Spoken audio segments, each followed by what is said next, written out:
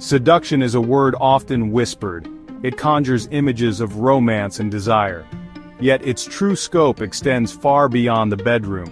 It is a subtle yet immensely powerful tool of influence. Seduction aims to captivate, to charm, and ultimately to persuade.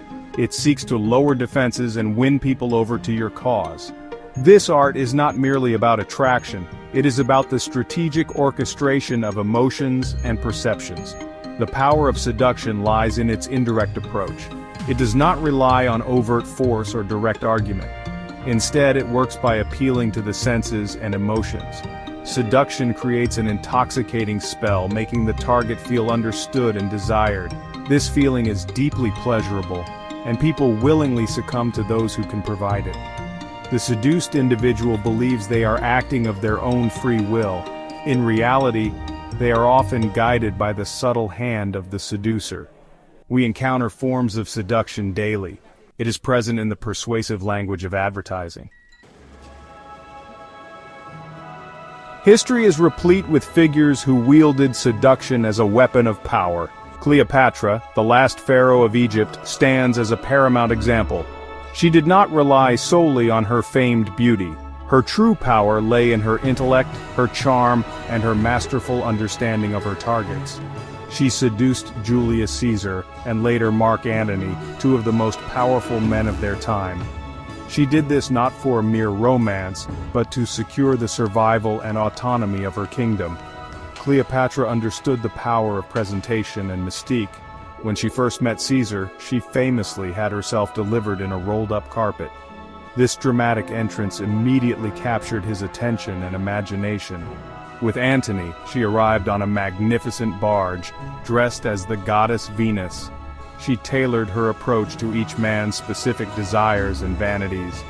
Her voice, her wit, and her carefully crafted persona were her most potent tools. The art of seduction is not monolithic. It manifests through various distinct patterns of behavior known as archetypes. Understanding these archetypes allows one to recognize different seductive styles and perhaps even cultivate certain aspects. The siren, for instance, embodies pure, unadulterated temptation. Often female sirens lure with their voice, their appearance, and the promise of immense, almost dangerous pleasure. Think of Marilyn Monroe, whose on-screen persona exuded a vulnerability and sensuality that captivated millions. Then there is the rake, typically male, who thrives on a reputation for irresistible charm and a hint of danger. Casanova is the historical archetype, moving from one conquest to another, leaving a trail of swooning admirers. The ideal lover, by contrast, operates by mirroring the target's deepest fantasies. They study their victim, discern their unfulfilled dreams, and then embody that ideal. The dandy is another fascinating archetype, playing with androgyny and aestheticism. Oscar Wilde, with his wit and extravagant persona, perfectly embodied the dandy. The natural, on the other hand, seduces with an air of innocence and spontaneity. Their childlike qualities evoke protective instincts and a desire for simple joy. Section 4. The Dance of Deception. Greene's 4 Stages of Seduction. Seduction is rarely a spontaneous event. It is a carefully orchestrated process, a strategic game played out in distinct phases. The first phase is crucial: choosing the right victim. Not everyone is equally susceptible to your particular charms, nor is every conquest worth the effort. The skilled seducer looks for individuals who reveal a sense of lack, an unmet need, or a hidden dissatisfaction with their current circumstances. They seek out those whose imaginations are easily sparked or who yearn for adventure, romance, or a sense of importance. A well-chosen target is already halfway to being seduced. Once the target is selected, the seducer moves into the second phase, creating a false sense of security approach indirectly. A direct assault often triggers resistance. Instead, the seducer initially appears as a friend, an admirer from a distance, or someone who shares common interests. The goal is to infiltrate the target's life slowly, to become a familiar and pleasurable presence. They lull the target into a state of comfort and trust, making them feel safe and unthreatened. This phase requires patience and subtlety. The third phase involves sending mixed signals. the plunge into doubt and desire. Once a comfortable rapport has been established, the seducer begins to introduce an element of ambiguity and tension. They might alternate between warmth and coolness, presence and absence, praise and subtle criticism. Section 5. Modern Arenas. Seduction in Contemporary Life and Commerce. The ancient principles of seduction find potent expression in modern marketing and advertising. Brands do not merely sell products, they sell aspirations, identities, and emotional experiences. Advertisements often feature alluring imagery, captivating narratives, and promises of transformation. They tap into our desires for beauty, status, happiness, or belonging. Consider the sleek design of a luxury car, the evocative scent of a perfume, or the carefully crafted image of a tech gadget. These are all attempts to seduce the consumer, to create an irrational longing that transcends mere utility. The language used is often suggestive, creating an aura of exclusivity and desirability around the product. In the realm of politics, seduction is a constant undercurrent. Charismatic leaders have always understood how to captivate an electorate. They craft compelling personas, often presenting themselves as saviors or visionaries.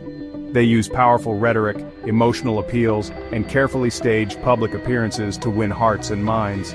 Social media has become a vast new arena for seductive practices. Individuals curate idealized versions of themselves, presenting carefully selected images and narratives to attract followers and admiration. Influencers build devoted communities by creating an illusion of intimacy and authenticity. This constant performance can be highly seductive, making followers feel connected and inspired. Section 6. The Double-Edged Sword, Ethics, Dangers, and Empowered Awareness. The art of seduction, while powerful, walks a fine ethical tightrope. There is a significant difference between genuine influence, built on mutual respect and understanding, and outright manipulation, which serves only the seducer's selfish ends. Seduction, by its nature, often involves a degree of deception, a strategic masking of true intentions. When this is used to exploit vulnerabilities, to cause emotional harm, or to lead someone into detrimental situations, it becomes morally reprehensible. The line can be incredibly thin, and it is easy for the seducer, intoxicated by their own power, to cross it without full awareness or remorse. For the seducer, there are also inherent dangers. The constant need to perform, to wear masks, and to manage perceptions can lead to a profound sense of emotional detachment and inner emptiness. Chasing the thrill of conquest can become an addiction, leaving the seducer unable to form genuine, lasting connections. They may become cynical, seeing others merely as targets or pawns in their games. The power they wield can isolate them, as true intimacy requires vulnerability and authenticity. The seducer risks becoming a hollow shell, admired perhaps but rarely truly loved or understood. The dangers for the seduced are perhaps more obvious but no less significant. Falling under the spell of a skilled manipulator can lead to a loss of autonomy. This can result in significant emotional distress, heartbreak, and a shattered sense of self-worth. Ultimately, understanding the dynamics of seduction is not an endorsement to become a manipulative puppet master. Seduction isn't just about love, it's about life. Whether you're negotiating a deal, building a brand, or leading a team, mastering subtle influence gives you an edge. Want more deep dives like this? Subscribe to Alpha Mind for the best in money, power, psychology, and personal growth. Comment your favorite seducer archetype. The next video might be about you.